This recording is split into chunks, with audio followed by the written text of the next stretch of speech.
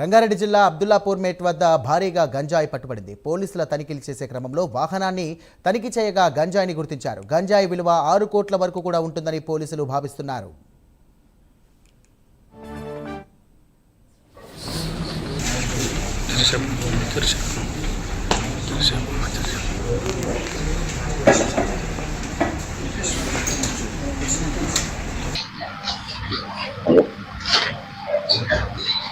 Hello.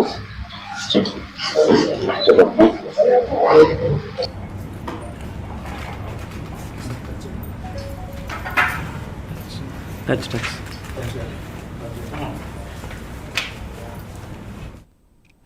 1210 kg of ganja ni anta kalpukunte 6 crores 25 lakhs total property అది seize చేయడం జరిగింది. దీంట్లో ఇప్పుడు రాజస్థాన్ నుంచి బయలుదేరి మల్కాన్గిరి ఒడిశాకి వెళ్ళి అక్కడ నుంచి మళ్ళీ రాజస్థాన్ కు తరలిస్తున్నారు. దీన్ని ఒక నేరస్తుడు ఇతని ఈ కన్సైన్మెంట్ లో తీసుకెళ్లి అక్కడ ఇస్తే 5 lakh rupees ఈయనకు డ్రైవర్ కి ఇవ్వడం జరుగుతుంది. ఇందులో ముఖ్యంగా మన దగ్గర పట్టుకున్న విక్రమ్ విష్ణోయ్ అలియాస్ వికాస్ అని ఉన్నాడు.